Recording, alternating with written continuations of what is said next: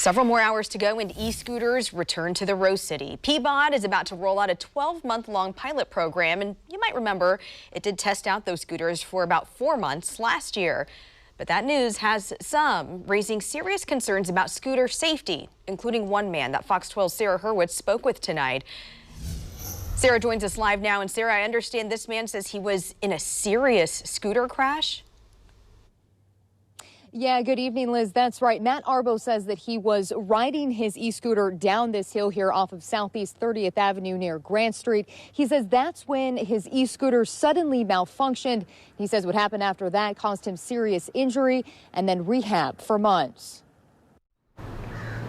A late morning scooter ride to his friend's house in Southeast Portland last year quickly spiraled. The front wheel just locked up, hit the ground.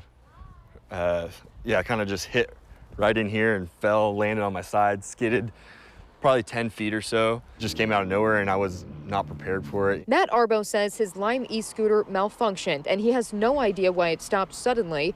The result, a broken wrist, thumb and elbow, and months out of work and rehab. These are like the pins in my thumb that they had to put in to stabilize my bone, because like all this was broken in half. As Peabody prepares to relaunch e-scooters in Portland on Friday, Arbo says he won't get on another e-scooter and thinks there should be more safety measures in place for people who ride them. I do tell all of my friends, like, do you think it would be worth at least like maybe 3 months of no work and a bunch of broken bones and going through all that trouble? A Peabody spokesperson says it is requiring each company to have a safety plan in place, which includes distributing helmets to riders. It will also be enforcing rules about riding on sidewalks and illegal parking, making sure that everyone stays safe. And there's added technology that will also alert riders if they're parking the scooter in specific areas that are off limits.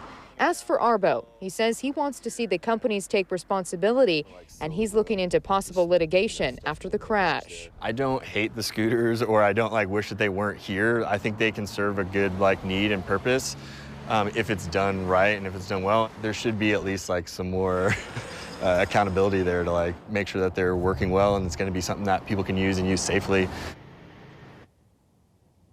Now, we did reach out to Lime in response to these claims, but have not heard back yet. Now, we also did talk to one of those companies who took part in last year's pilot. They say that none of the companies know if they've been selected for this year's pilot.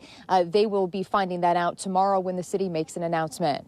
Live here in Southeast Portland tonight, Sarah Hurwitz, Fox 12 Oregon. Thanks, Sarah. And this time around, 2,500 scooters will hit the streets at first. Now, keep in mind, this is much more than were deployed all of last program. And what we're understanding from this is if companies follow the rules, and of course those riders do as well, and work to eliminate things like people riding on the sidewalks, improperly parking them, and if those companies can get more scooters onto the east side, they'll be allowed to put out more of the scooters. And Peabody estimates we could see about 9,000 scooters in total.